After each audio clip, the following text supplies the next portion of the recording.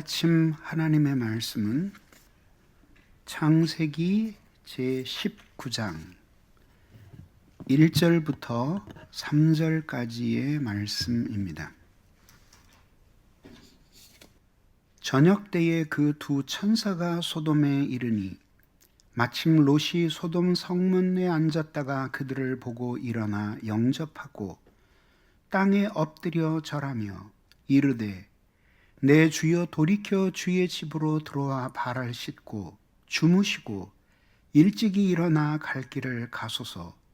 그들이 이르되 아니라 우리가 거리에서 밤을 새우리라.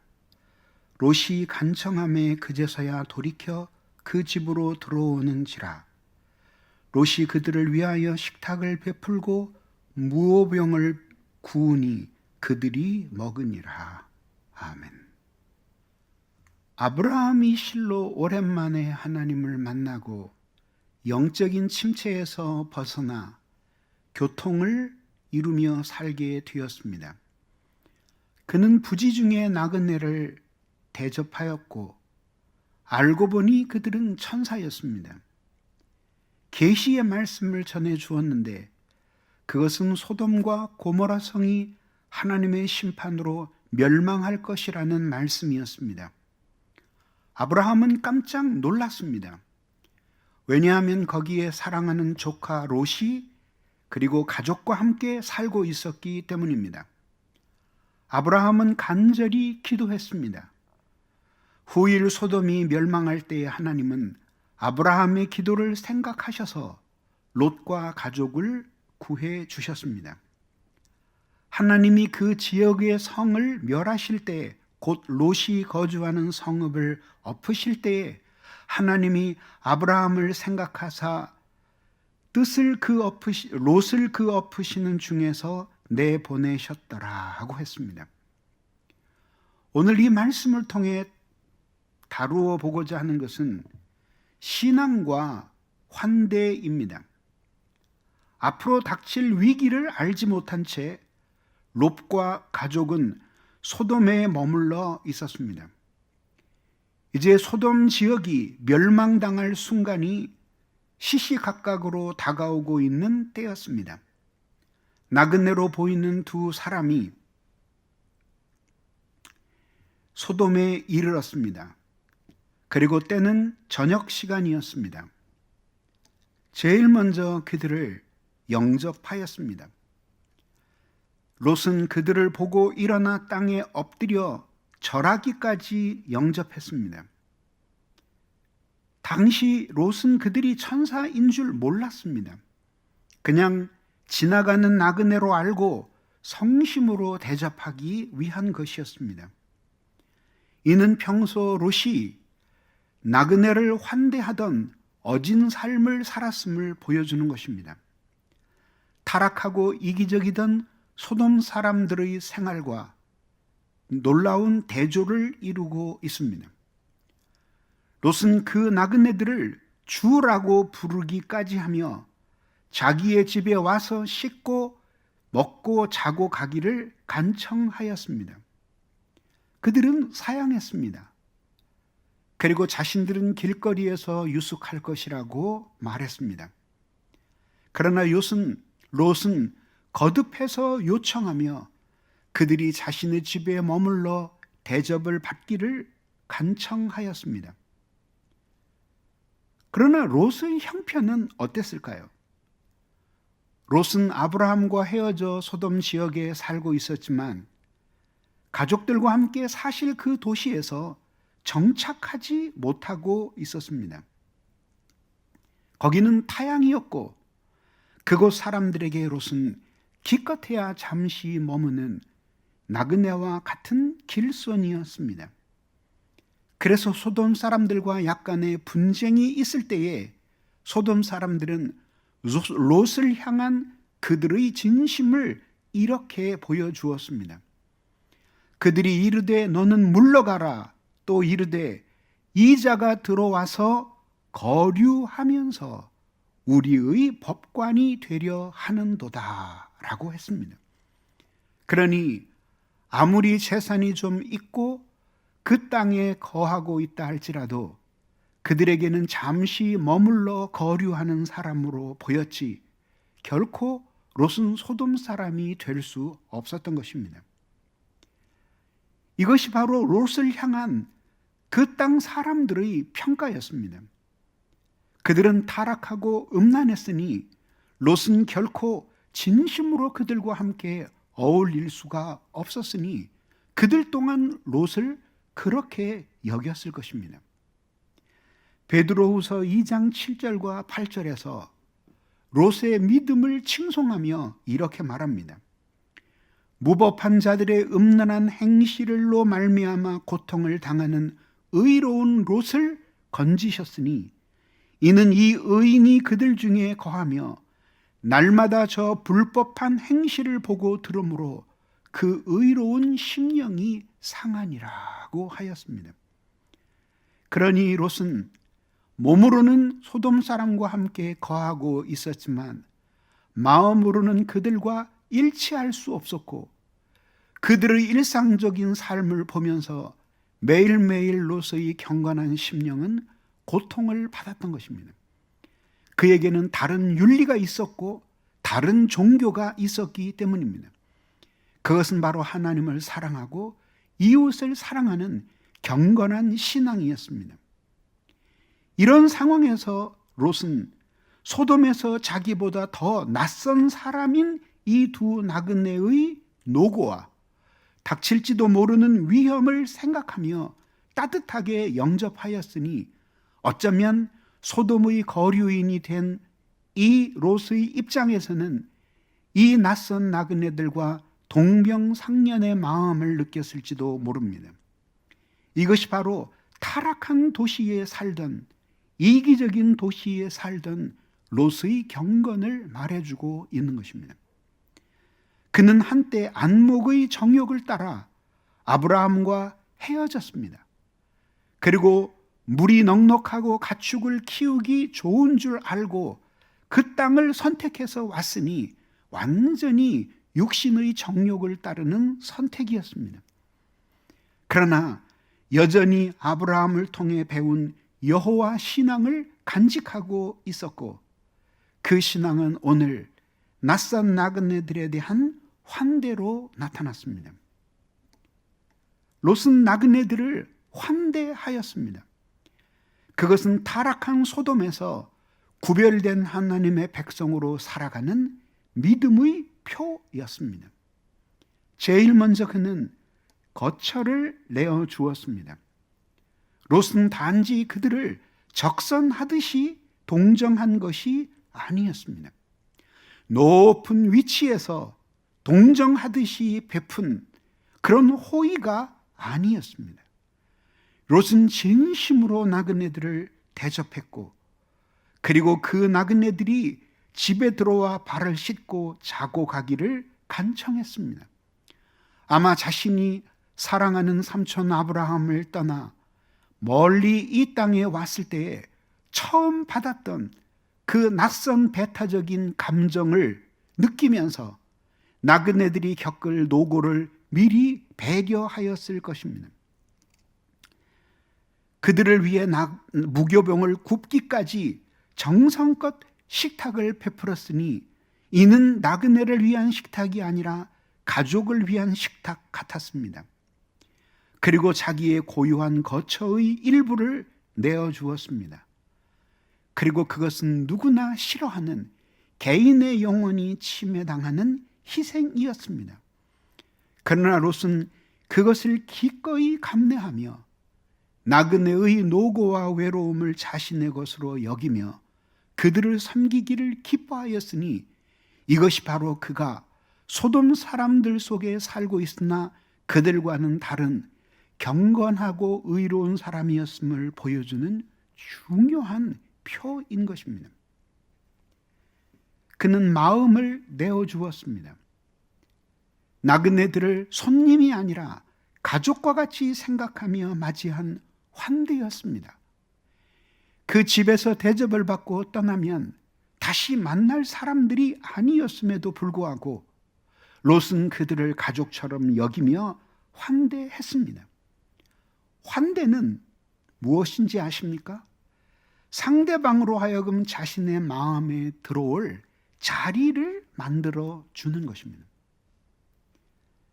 누군가에 대한 무관심은 마음의 그를 위한 자리가 없는 것입니다. 그리고 미움은 있었던 그를 마음에서 축출하여 그가 머물 수 있는 공간을 지워버리는 것입니다. 비록 롯 자신은 아직 알고 있지 못했지만 소돔과 고모라 성에 대한 하나님의 심판으로 말미암는 멸망의 시기는 시시각각 다가오고 있었습니다. 롯은 경건한 사람이었습니다. 의로운 사람이었습니다.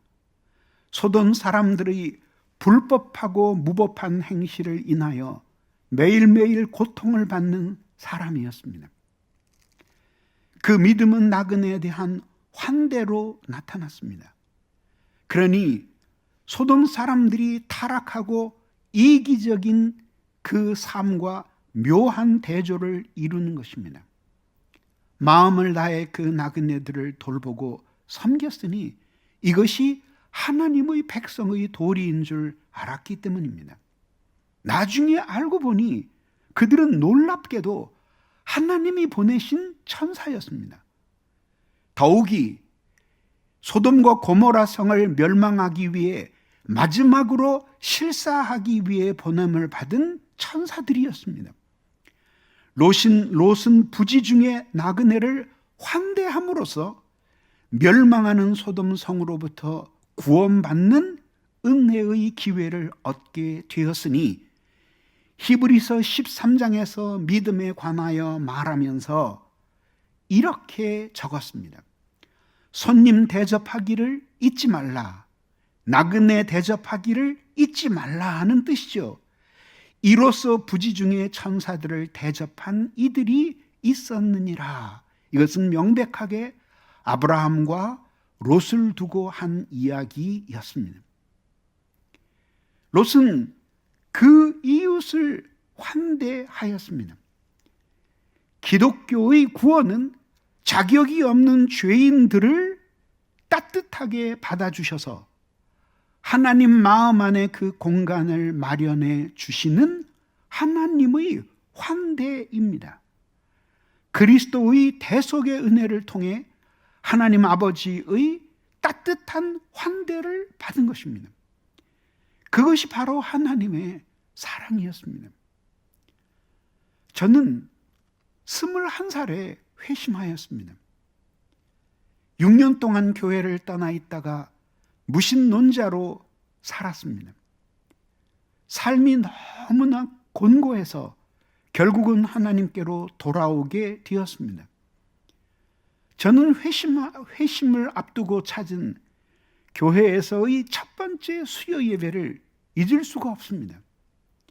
누가 날 전도한 이도 없는데 홀로 수요일 저녁 예배를 찾았고, 교회는 그저 20-30명 모이는 작은 벌판에 서 있는 2층 교회였습니다. 난로에 불이 타고 있었고, 그리고 나는 그곳에서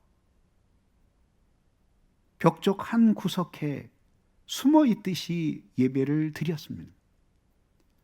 그리고 예배당에서는 삐그덕거리는 풍금 소리와 함께 찬송이 울려 퍼졌습니다. 어렸을 때 이미 알고 있는 찬송이라 따라 부르면서 조용히 말씀을 들었습니다. 무슨 설교를 들었는지 기억은 나지 않지만 처음 교회를 찾은 그 느낌은 따뜻함이었습니다.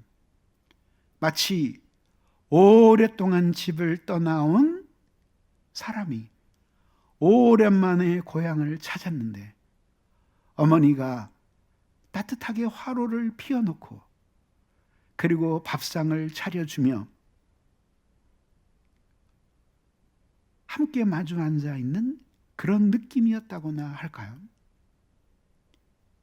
그때의 감정을 지금 정리해 보면 환대였습니다. 어디서도 환대를 받는다는 느낌을 경험한 적이 없는데 그렇게 홀로 찾은 그 작은 2층 교회에서 무릎을 꿇고 방석 위에 앉았을 때 하나님이 나를 환대해 주고 계시다라는 느낌이었습니다. 이것이 바로 하나님의 사랑입니다. 복음의 계명은 이것입니다. 하나님이 우리를 이처럼 환대해 주셨으니 또한 너희도 가서 모든 불쌍한 이웃들을 환대하라는 것입니다. 자기를 용서하시고 구원하신 하나님의 환대를 실천하며 살라는 것입니다. 현실이 각박할수록 사람들은 마음의 여유가 없습니다.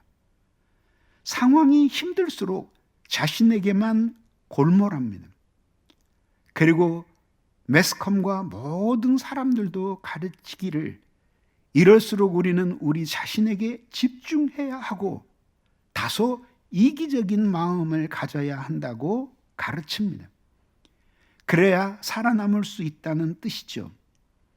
그러나 그것은 성경이 우리에게 가르치는 가르침이 아닙니다. 그런 논리를 가진 사람들은 하나님으로부터의 환대를 경험하지 못했기 때문에 자신의 인생에 자신이 주인이기에 자신이 자기를 돌보지 않으면 버림받을 처지이기에 그러한 논리를 펴는 것입니다. 그러나 우리는 이미 하나님께 환대를 받은 사람들이고 지금도 감히 생각할 수 없는 공간을 하나님 마음 안에 가지고 있고 그분의 마음 안에 있는 사람들입니다. 이런 때일수록 주위를 돌아보고 우리보다 더 힘겹게 사는 사람들이 얼마나 많은지를 생각해야 합니다. 시련이 온다고요? 그런 때에 자신에게만 집중하는 것이 현실을 극복하는 궁극적인 해결책이 아닙니다.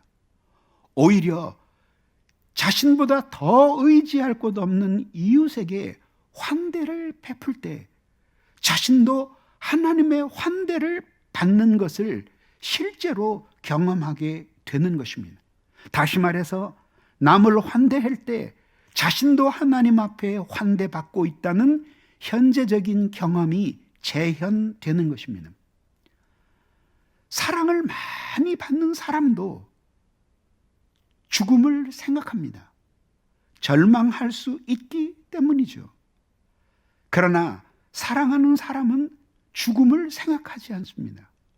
왜냐하면 그에게는 사랑이라는 희망이 있기 때문입니다. 그래서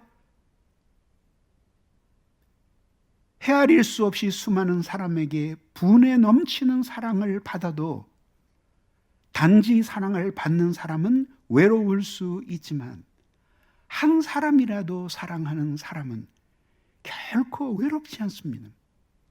그 사랑이 그를 살게 하는 환대하는 사랑을 경험하게 하기 때문입니다. 그리스도 안에서 주어진 구원의 은혜는 무엇일까요? 바로 환대받을 자격이 없는 우리를 가엾이 여기셔서 당신의 품에 넣어주신 하나님의 사랑이 아니겠습니까? 하나님이 환대해 주시는 것을 깨달으면서 우리는 비로소 가장 연약한 자이지만 너무나 소중한 존재라는 사실을 깨닫게 되었습니다. 부모에게 따뜻한 환대를 받으며 자란 아이들도 자존감이 있고 자신감이 있거늘 하물며 전능하신 하나님께 사랑을 받은 그 사람들은 얼마나 더 큰 자존감과 자신감이 있겠습니까?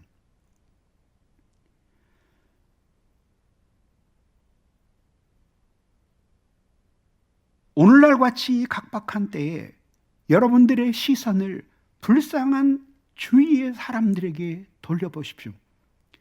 아무도 돌아보아 주는 이 없어서 고독한 가운데 죽음을 선택하는 사람들이 많이 있고 작년에 죽은 8명 중 1명은 65세 이상의 노인들의 고독사, 그것도 그냥 자연사한 것이 아니라 고독하기 때문에 자살한 사람들의 숫자입니다.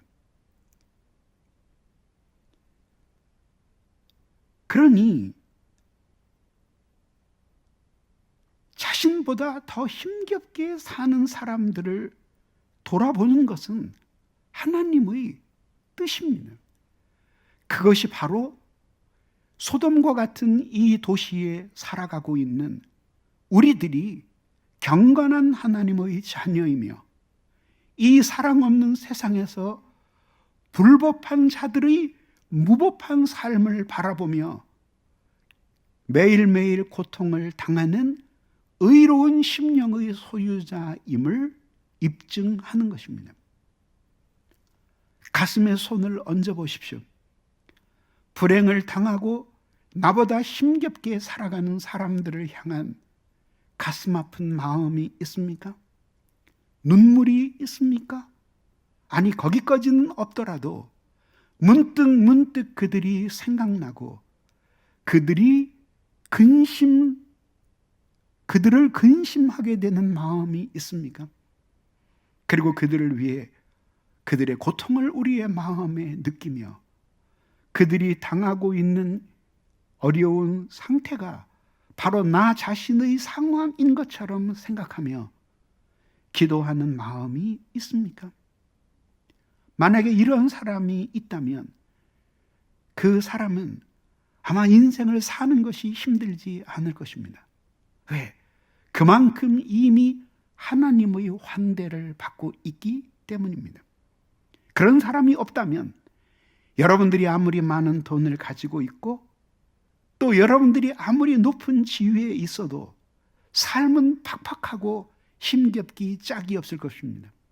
왜냐하면 환대하시는 하나님을 외면한 채 살아가고 있기 때문입니다.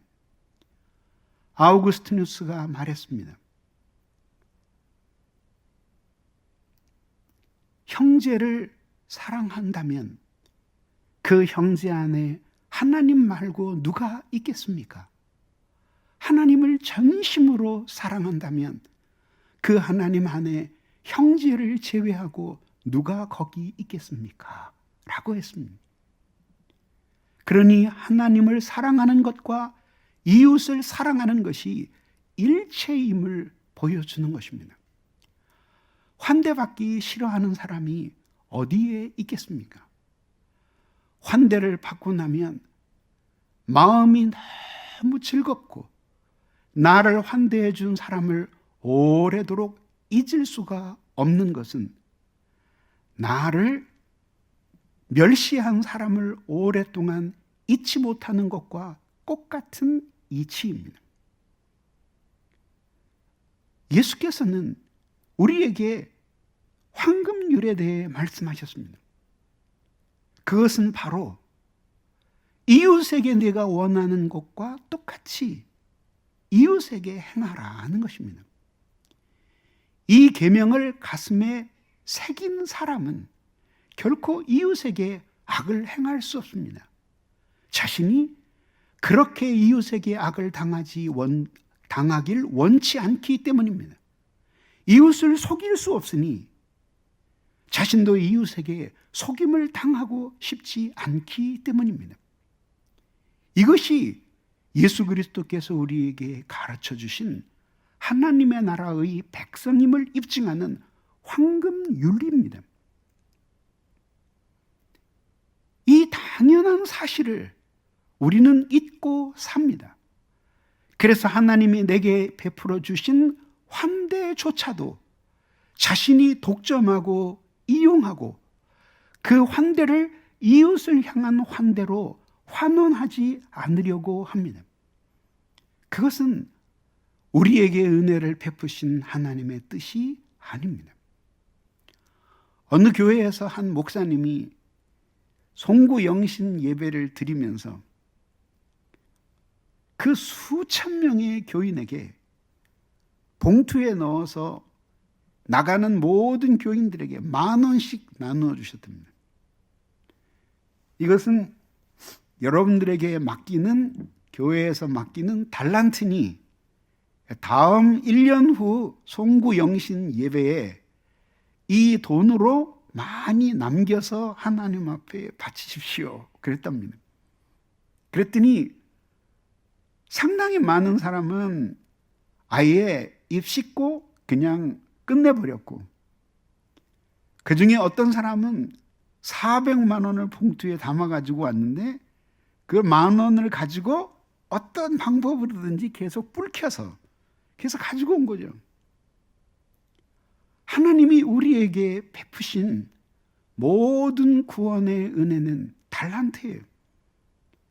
그것을 가지고 또한 장사하듯이 더 많은 사람을 환대하여 그들이 마음속에 내가 경험한 하나님의 환대를 더 많이 경험하게 만드는 것이 구원받은 하나님의 자녀를 향한 아버지의 뜻입니다.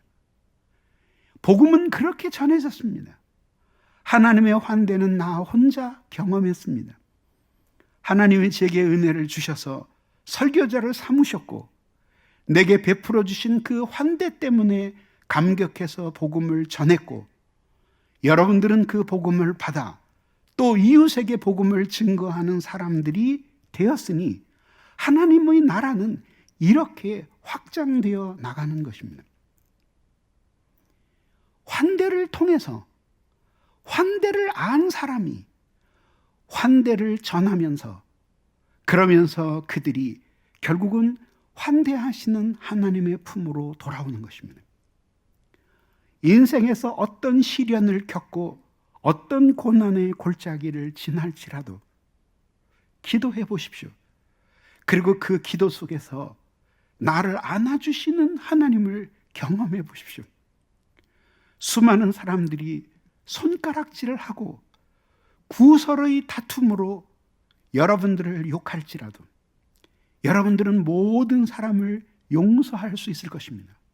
왜냐하면 이렇게 비참한 내가 들어갈 수 있는 마음의 공간을 하나님이 주셨고 그 품에서 편히 쉬는 것을 경험했으니 그 사랑은 내 마음에도 이웃을 향한 공간을 내어주어 그들을 환대하게 하는 것입니다. 그러니 결국 이 롯은 이 소돔 성에서 그 타락한 백성들과 함께 살면서 오히려 은혜를 더 많이 받았던 것입니다. 어쩌면 아브라함과 함께 있을 때에는 보지 못했던 더 큰 믿음의 성숙을 이루게 되었을 것이라고 믿을 충분한 이유가 있는 것입니다. 그의 마음에는 이런 낯선 나그네들과 고통받는 이웃들이 들어갈 수 있는 공간이 많았습니다. 왜냐하면 그는 하나님의 마음 안에서 자신이 환대받을 수 있는 자리를 가지고 있었기 때문입니다. 그래서 말썽 부리는 아이들은 엄마가 은혜 받을 때에 야단을 덜 맞아요. 은혜를 많이 받고 오면 엄마의 마음에 공간이 많이 생겨요. 그래서 환대를 받아요. 그랬니? 다음부터는 그러지 말거라. 아빠가 은혜를 받을 때는 아빠도 그래요. 그런데 은혜를 못 받고 영적인 침체에 깊이 빠져서 헤매게 되면은 꼭 그렇게 하지도 않아도 되는데 아주 소리를 지르고 화를 내고 혈기를 부리면서 아이들 가슴에 대못을 박아요. 왜 그래요? 자기가 하나님 안에서 환대받는 공간을 경험하지 못하니까 아이들이 자신의 마음속에 들어올 수 있는 이 공간이 너무 없는 거예요. 모든 것이 그렇지 않아요.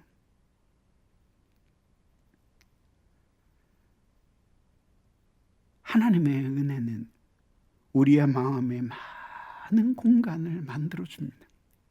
그래서 우리 주 예수 그리스도의 마음 속에는 자신을 위한 공간은 거의 없고 우리같이 걸레 같은 죄인들을 위해 마련하신 공간으로 가득 찼습니다.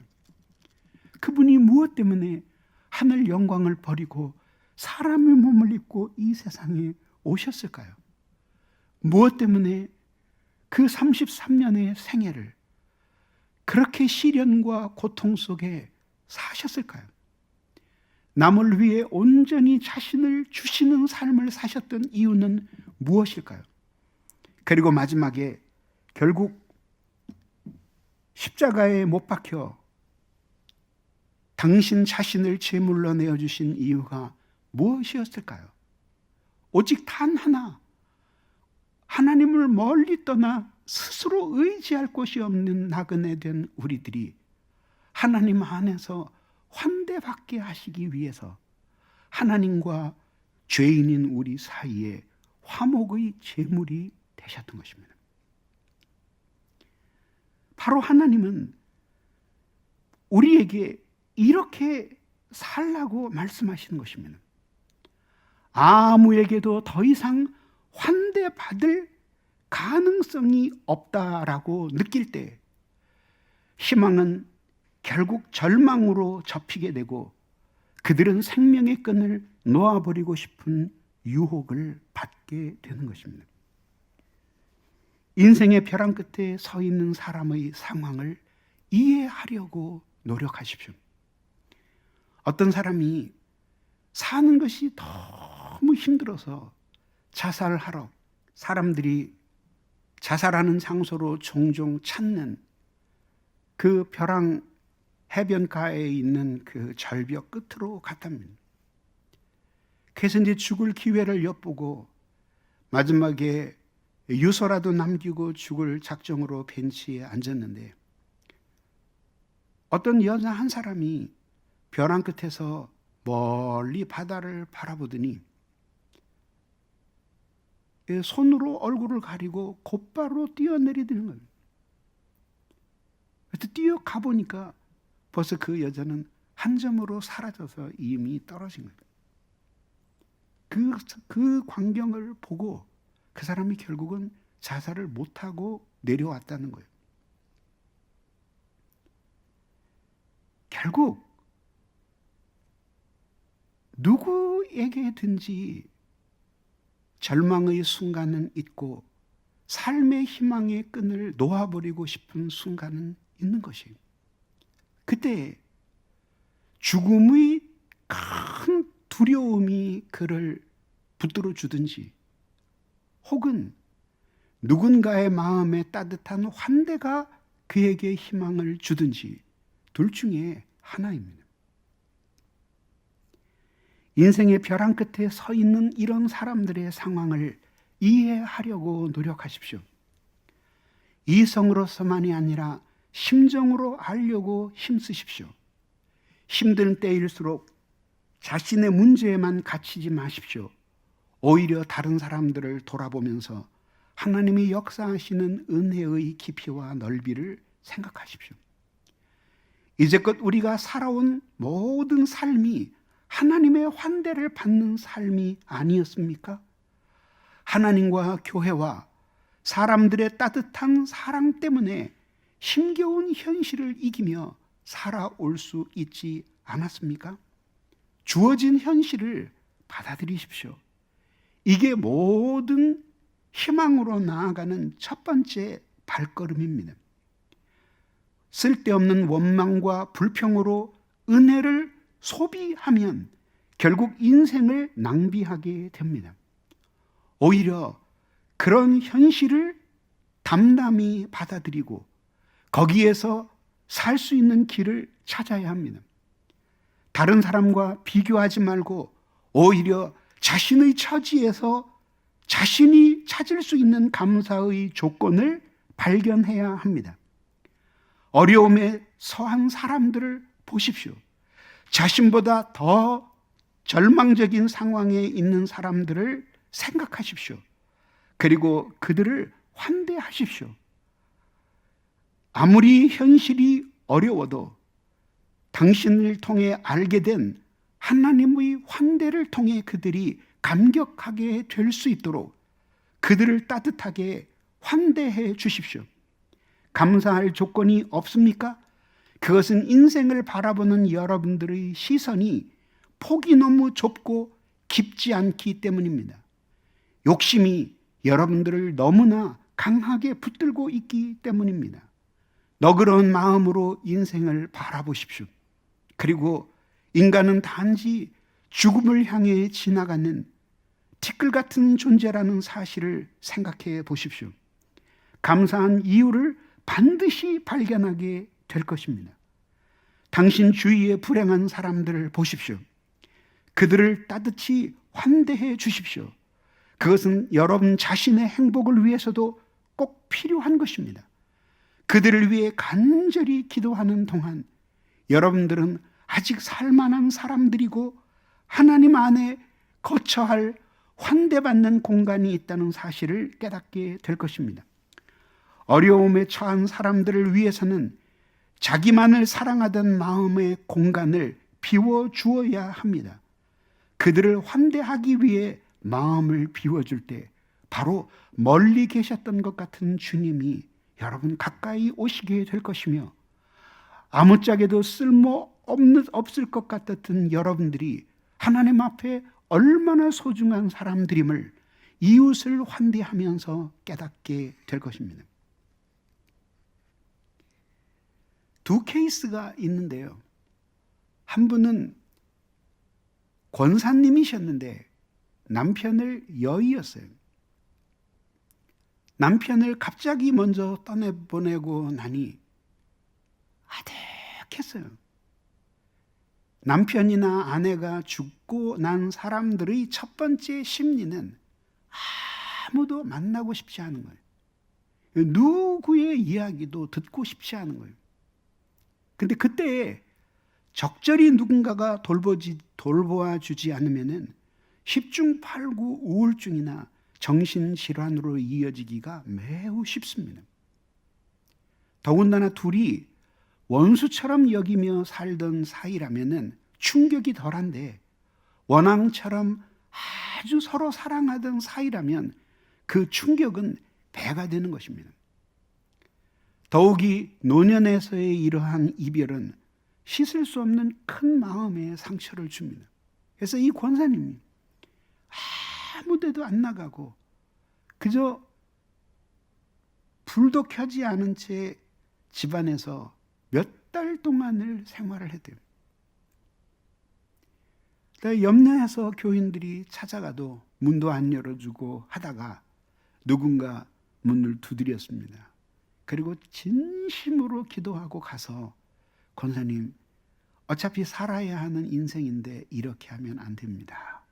그리고 그분을 모시고 선교지 여행을 갔대요. 그래서 선교지에 갈 때에 무슨 선교하는 마음이 아니라 오랫동안 집안에만 계셨으니 이제 좀 털어버릴 겸 해외여행하는 마음으로 따라갑시다. 그리고 모시고 간 것이 저 동남아의 빈민촌이었어요. 거기에 가서 아이들이 너무나 교육도 못 받고 불결하고 비참하게 사는 모습을 보면서 그 빈민들을 구제하고 돕는 그 프로그램에 같이 참여합니다. 그래서 그 아이들을 씻겨주고 먹여주고 함께 데리고 놀아주고 하면서 일주일을 계셨대요. 그때 비로소 저 아이들이 얼마나 불쌍한 아이들인가, 이렇게 와서 저 아이들을 도와주는 것이 얼마나 하나님이 기뻐하시는 일인가를 생각하고, 자신의 인생이 얼마나 하나님 앞에 복받은 인생이고, 그리고 이런 사람들에게 하나님의 환대를 나누어 주는 이 일이 얼마나 좋은 일인가 생각하고, 이 권사님이 선교사는 아니지만 그 선교를 사명으로 알고 열심히 봉사하면서 결국 남편을 잃은 슬픔을 극복했대요. 다음 이야기는 제가 직접 교수님에게 들은 이야기인데, 장로님이 권사님과 함께 사시다가 똑같이 권사님을 먼저 보냈어요. 그리고는 시리에 빠져서 우울증이 올 지경이 되었어요. 이분을 모시고 누군가가 중국 선교를 갔어요. 그리고 그 사람들에게 복음을 전하면서 그 심신 산골에서 봉사를 함께 하면서 이 장로님의 마음에 자신이 너무나 속 좁은 인생을 살았구나라고 생각을 하게 되고, 세계가 이처럼 넓고 이렇게 불쌍한 영혼들이 많은데 남은 인생이라도 주님을 위해 살아야 되겠다라고 삶의 희망을 갖게 되었다는 이야기입니다. 보십시오. 결국 우리의 인생을 살게 하는 것은 돈이나 이 세상의 자원만이 아닙니다. 하늘로부터 주어지는 신령한 자원이 없으면 우리는 살 수 없습니다. 그것이 바로 하나님의 따뜻한 환대를 자신보다 더 비참한 사람들에게 베푸는 것입니다. 거기서 그는 하나님의 놀라운 사랑을 받게 되고, 비로소 말로만 듣던 하나님의 사랑이 얼마나 큰지를 그 마음에 경험하게 되는 것입니다. 제가 존경하던 목사님이 이제는 다 고인이 되셨는데 자녀들이 많았어요. 6명이나 되었어요. 아이들이 다 컸을 때 그중에 시집장가 간 아이들도 있었는데, 어느 날 그 목사님 생신 때에 자녀들 다 모아놓고 아버지로서 너희에게 한 가지를 명령하겠다. 그러니까 이것을 생일 선물이라고 생각하고 너희는 아버지의 이 말을 준수하라. 그러셨답니다. 그때만 해도 그 70년대에 정말 가난하던 때였으니까 목회자들이, 뭐 일반 성도도 그랬지만 목회자가 된다는 것은 그냥 끼니의 위협을 받는 것이라고 생각해도 과언이 아니었고, 그래서 그때 생긴 풍습이 성미라고 하는, 밥할 때마다 한 주먹씩 띄어서 봉투에 넣어 갖고 와서 교회에다가 쏟아 놓는 성미 제도가 생긴 것입니다. 그러면서 말하기를, 너희가 복받는 길이 가난한 목사님들을 위해서 기도하고 그들을 돕는 거다. 그리고 6명에게 1명의 목회자씩을 정해 주어서, 그래서 그 가난한 목회자들을 기도로 섬기게 해 주었다는 것입니다. 그 목사님은 자기 자손들이 다 잘 됐는데, 다 잘된 것이 하나님의 은혜인데 그것이 한 계기가 되었다고 저에게 돌아가시기 전 간증을 해 주셨어요. 여러분, 바로 이것입니다. 여러분 힘들고 어렵다 그러지만 여러분 주위에는 여러분의 상태만 되면은 정말 춤추고 노래할 사람들이 많습니다. 그런 사람들을 돌아보라는 것입니다. 인생의 위기 속에서 어두운 밤을 지내는 사람이 어느 때보다도 많습니다. 이 세상에 살면서 그들을 환대하시기 위해 우리를 사랑해 주십니다. 누군가를 위해 눈물로 가엾이 여기며 기도할 수 있는 사람을 마음속에 가지고 있는 사람은 결코 자신을 비참하다고 생각하지 않습니다. 왜냐하면 하나님으로부터 이미 환대를 받고 있기 때문입니다. 주위의 사람들이 그를 불쌍히 여겨도 그는 말합니다. 나는 그렇게 불쌍한 사람이 아닙니다. 나보다 불쌍한 사람들이 주위에 너무나 많습니다. 라고 말입니다. 그래서 하나님의 말씀은 우리에게 예수의 본을 이렇게 가르쳐 줍니다. 범사에 여러분에게 모범을 보여준 바와 같이 수고하여 약한 사람들을 돕고, 또 주 예수께서 친히 말씀하신 바 주는 것이 받는 것보다 복이 있다 하심을 기억하여야 할지니라. 이 완악한 사울의 마음에 예수의 가르침이 깊이 새겨졌는데, 그것이 바로 하나님의 환대였습니다. 죄인 핍박자요, 포행자요, 그리고 죄인 중에 괴수였던 자신을 하나님이 따뜻하게 그 마음의 공간을 마련해 주시고 그의 마음의 자리로 불러 죄를 씻겨 하나님의 사랑을 받게 하셨으니, 이 사랑이 그에게 강제력이 되어서 이방인에게 복음을 전하지 않을 수 없게 하였고, 죽기까지 그리스도 예수의 복음을 위해 헌신하며 살지 않을 수 없도록 만들어 주었던 것입니다. 우리는 모두 이 세상에서 나그네였고 교회에 대해서도 외인이었습니다. 그러나 예수님은 롯처럼 우리를 이 소돔과 같은 땅에서 따뜻하게 환대해 주셨고, 당신의 집안에서 씻고 먹고 쉬고 머물러 동거하게 하셨습니다. 우리에게 그런 환대를 받을 자격이 있었습니까? 결코 그렇지 않았습니다. 그런데 하나님은 우리를 환대해 주셨고, 그 환대를 먼저 받은 지체들이 우리를 따뜻하게 맞이해 주었습니다.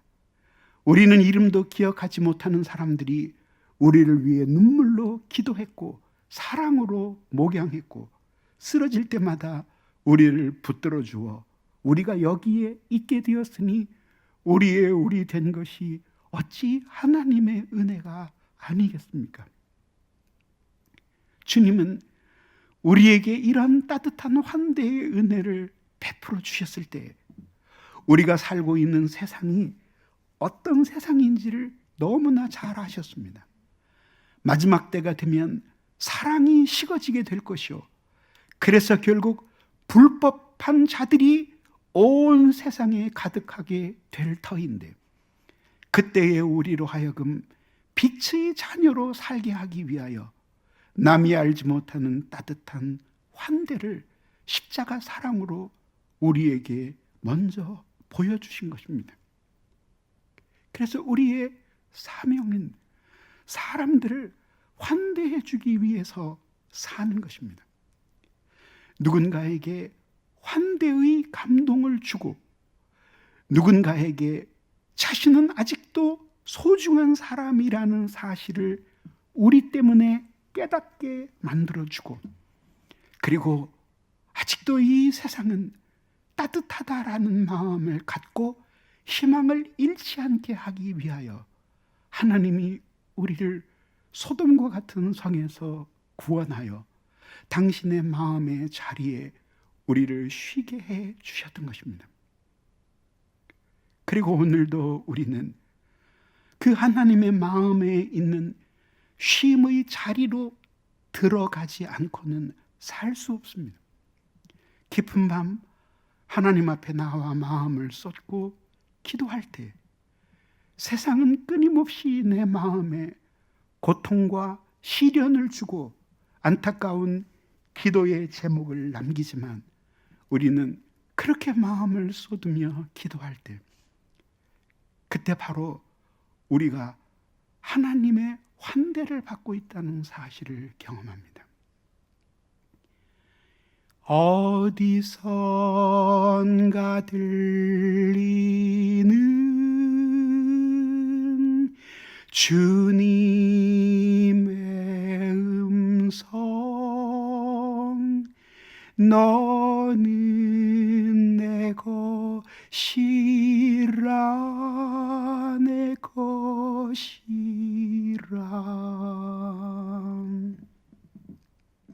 어려운 때일수록 생각이 자신에게만 머물지 않게 하십시오. 그까짓 거 어떻게 되든지 주님께 맡기시 하고 눈을 들어 한번 가족부터 먼 친척과 이웃에 이르기까지 너무 곤고하게 살아가는 사람들을 돌아보십시오. 그리고 그들에게 감동을 주어 보십시오. 그들을 위해 진심으로 기도하고 그들이 꼭 필요한 도움을 주어 보십시오. 더 많이 어려운 이웃과 형제들을 돌아보십시오. 그들을 어떻게 환대해 줄 수 있을지 생각해 보십시오. 그리고 진심으로 그렇게 섬겨 보십시오. 그때 여러분들의 영혼의 무게는 깃털 같아지는 것을 경험하게 될 것입니다. 자기밖에 보지 못할 때에는 천근만근 무겁던 영혼의 무게가 남을 따뜻하게 환대할 때 그렇게 가볍게 느껴질 것입니다. 왜냐하면 하나님의 환대로 다른 사람을 따뜻하게 대하면서 우리는 쓸데없는 욕망을 버리고 카리타스의 사랑으로 돌아가기 때문입니다. 비로소 낙심하던 마음은 감사하는 마음으로 바뀌게 될 것이고, 불평하던 마음은 찬송하는 마음으로 바뀌게 될 것이니, 여러분들은 이미 하나님 마음 안에서 환대받고 있는 존귀한 사람임을 깨닫게 될 것입니다. 사랑하는 여러분, 인생의 어두운 밤을 지날 때 자신만 생각하는 사람은 그 밤이 길어집니다. 자신보다 더 고통받는 이웃을 생각해 보십시오. 따뜻하게 손을 내미십시오. 그들과 함께 울어주고 그들과 함께 있어 주십시오. 그들의 이야기를 들어주고 여러분들이 베풀 수 있는 만큼 그들에게 베풀어 하나님의 사랑으로 환대해 주십시오. 여러분도 하나님께 환대받게 될 것입니다. 기도하겠습니다. 이 시간 우리 기도할 때 간절히 진실한 마음으로 기도합시다. 하나님, 저희는 이제껏 하나님께 이렇게 따뜻하게 환대를 받으며 살았다는 사실을 잊었습니다. 나 자신만을 위해 현실의 무게를 느꼈고 고통받는 이웃은 안중에 없었기 때문에 우리의 인생에 집중할수록 무게는 더 무거워졌으니 이 무게는 다름 아닌 우리의 영혼의 무게였습니다. 하나님 아버지, 오늘 이 시간 우리의 영혼을 은혜로 깃털같게 하옵소서. 우리들이 고통받는 가까이에 있는 불쌍한 이웃을 기억하고 그들을 마음에 품고 환대할 수 있도록 하나님 우리에게 은혜를 달라고 우리 함께 기도하겠습니다.